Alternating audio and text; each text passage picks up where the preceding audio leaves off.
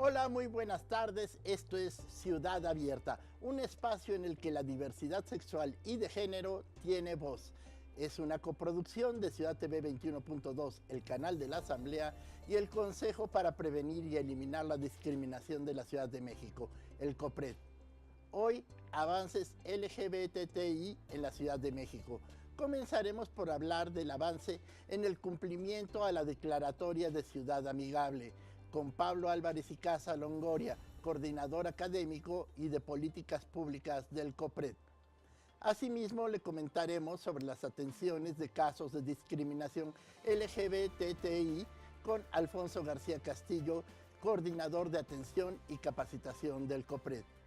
Y como cada semana, la agenda internacional, en esta ocasión con Luis Hidalgo Gómez, asesor del COPRED, quien nos hablará de los países que aún criminalizan la población LGBTI. Por supuesto, un servidor en compañía de una experta en temas de diversidad sexual y de género, Jacqueline Loaz Tapia, presidenta del COPRED.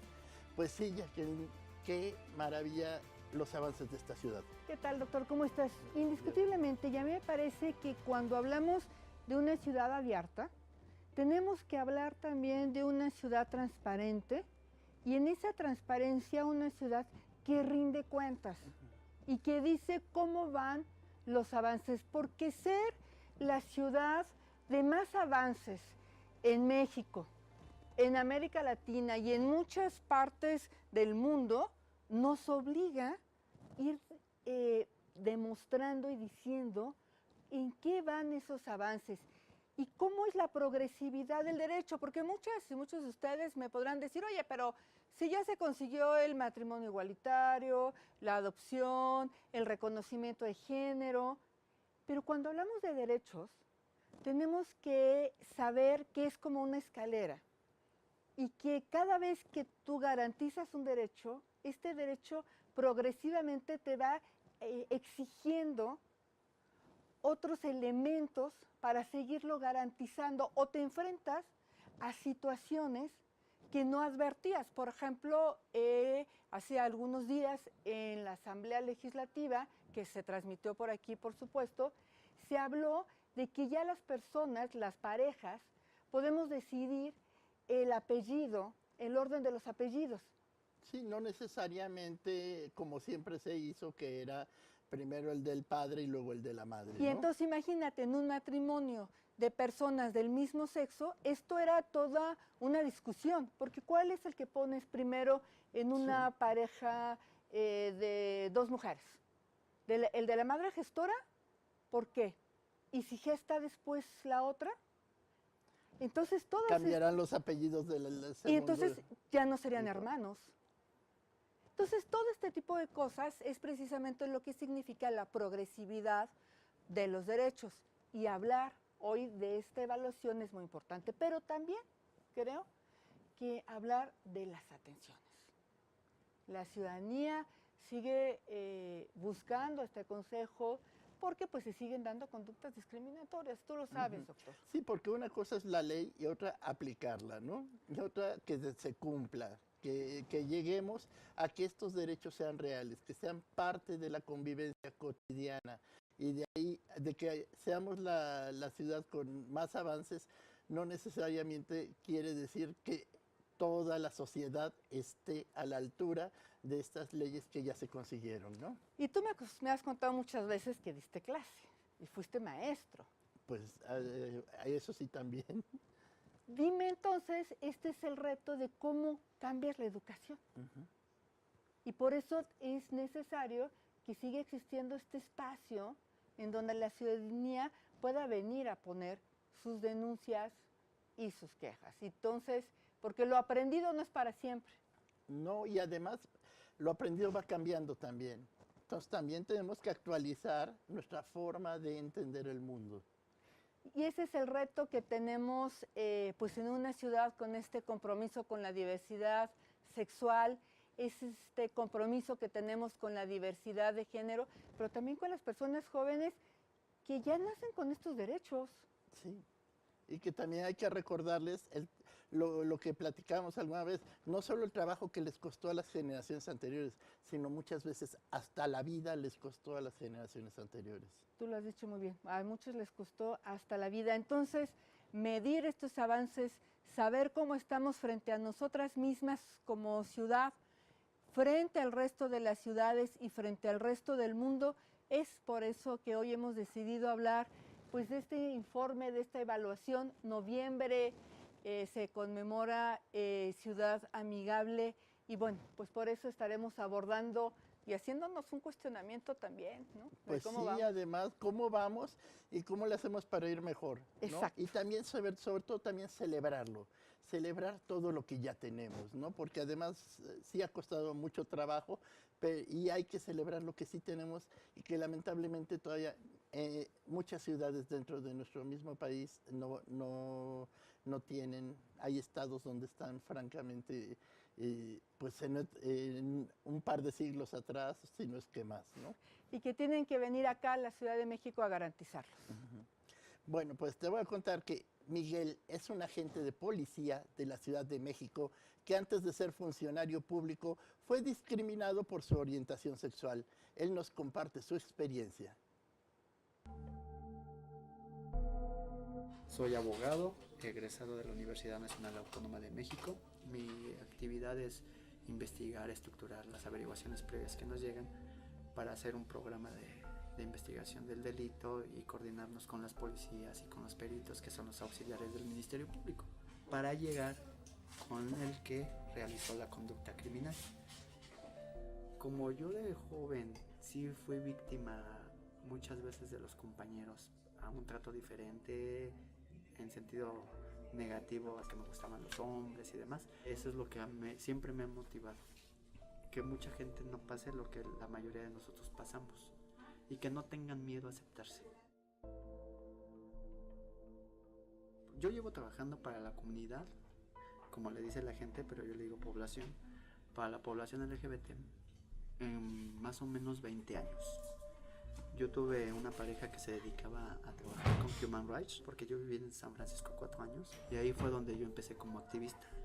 Porque cuando yo veía su activismo, él a veces no dormía, y me sorprendía mucho porque yo decía, ¿cuándo descansas?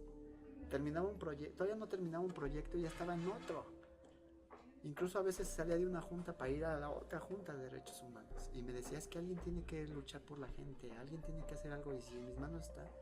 Entonces él tenía una chispa tan grande para hacer las cosas, y cuando yo empecé a ayudarlo en sus proyectos de derechos humanos, yo dije, pues yo también puedo hacer mucho. Y cuando regresé a México, yo quise seguir con esa lucha.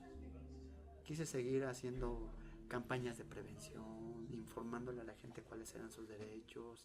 Yo fui el segundo abogado a nivel nacional en lograr que una persona transexual, las autoridades judiciales le reconocieran su personalidad jurídica.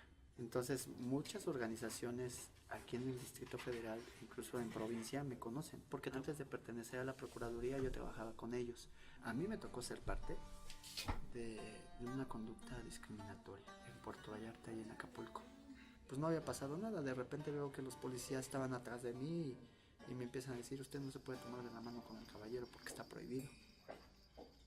Esas son faltas a la moral, y aquí hay familia. Y digo, perdón.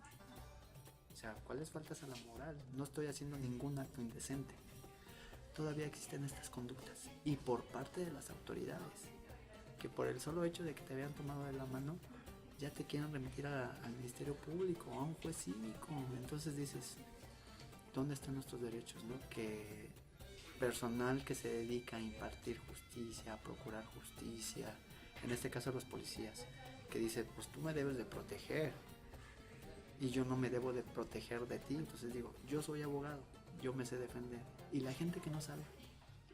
Entonces terminó en que los policías ofrecieron una disculpa, pero que ya no volví a tomar de la mano a mi pareja. Le digo, discúlpame, pero yo puedo tomar de la mano a mi pareja donde quiera y en el momento que sea, no me lo vas a prohibir.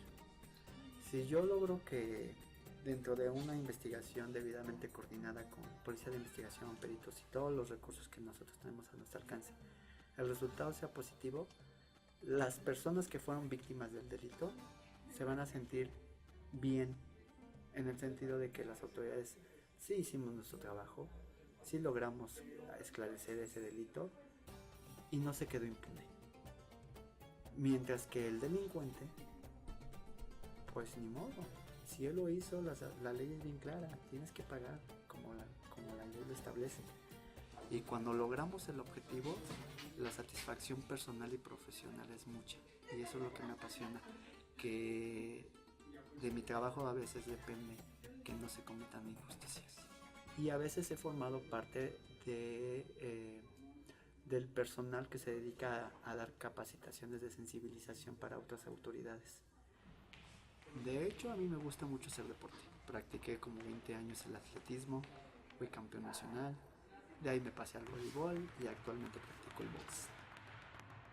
Las capacitaciones derivan de los programas de derechos humanos que tiene el gobierno del Distrito Federal para hacer valer y respetar los derechos de la población como grupo vulnerable. Y dentro de los programas ha establecido capacitaciones para todos los funcionarios en cuanto a sensibilización y todo encaminado a los tratados internacionales de los que México forma parte. De hecho, el Distrito Federal fue el primer estado en crear una unidad especializada de investigación para la población LGBT. Y a nivel mundial no había otra. Entonces sí somos un parteaguas. Hemos ganado muchos espacios e incluso hay leyes que ya nos protegen como población LGBT en ciertas conductas. Pero desafortunadamente vivimos en una sociedad con creencias y conductas muy arraigadas. Entonces tenemos que cambiar todo ese patrón. Ya sabemos que hay una diversidad sexual, pero la mayoría de la gente no entiende que es una diversidad sexual y todos formamos parte de una diversidad. Heterosexuales, transexuales, travestis, transgénero, intersexuales, homosexuales, lesbianas. Todos somos una diversidad. Simplemente que por las raíces que nosotros tenemos, no entendemos que también hay personas diferentes a las heterosexuales. Entonces tenemos que empezar a cambiar por esa situación. Y con las leyes que tenemos en el Distrito Federal, México ha ocupado un espacio a nivel internacional y mundial muy elevado en el respeto de la población LGBT. Pero es un cambio que se da paulatinamente. Entonces los derechos que hemos logrado como población LGBT ha sido el resultado de la lucha constante de los activistas y quizás no se termine el cambio en esta generación, sino en 3 generaciones más. Y obviamente a nivel nacional, pues el Distrito Federal fue la muestra para que varios estados incluyeran en sus legislaciones el respeto a los derechos de este grupo vulnerable. Pues sí, siempre el espacio de la seguridad pública, el acceso a la justicia, es en donde los grupos de la diversidad sexual y de género pues siempre se sienten más inseguros. Más inseguro. Y qué mejor que alguien que padeció estas injusticias y que fue discriminado dentro de la misma corporación, sea quien se encargue de capacitar a las personas a esta realidad que no habíamos querido aceptar, ¿no? Sí, es irla avanzando, irla reconociendo. Yo recuerdo cuando se conmemoró precisamente el día de la declaratoria de Ciudad Amigable, nos vinieron a visitar de Tel Aviv y el representante de Tel Aviv venía con su novio y algo de lo que nos decía es, qué maravilloso es caminar por esta Ciudad de México tomados de la mano y ni quien nos voltea a ver. Pues estos son parte de los logros que esta ciudad ha alcanzado, en donde es una lucha constante y sí hay que reconocerlo, sí hay que decirlo, con las policías, los policías constantemente, porque tú decías algo bien interesante al principio, así fuimos educados y no hay luego concordancia entre esta política pública y nuestra conducta, pero cuando eres una persona servidora pública, pues tus prejuicios y tus estigmas los tienes que dejar de lado. Sí. Y qué mejor que sea alguien que padeció esa injusticia quien tenga que enseñar y capacitar a los mismos funcionarios y policías, ¿no? Ahí vamos avanzando. Este es el reto. Sí. Y mucho se ha trabajado para conseguir la igualdad entre las personas LGBTI. Ante todo, somos seres humanos. Veamos el siguiente video sobre la homofobia. Hola, mi nombre es Rodax. para mí el ser gay es totalmente igual que ser heterosexual, que ser lesbiana, que ser trans. Y es muy importante esta parte del respeto. Tenemos los mismos sentimientos, sentimos igual, somos humanos.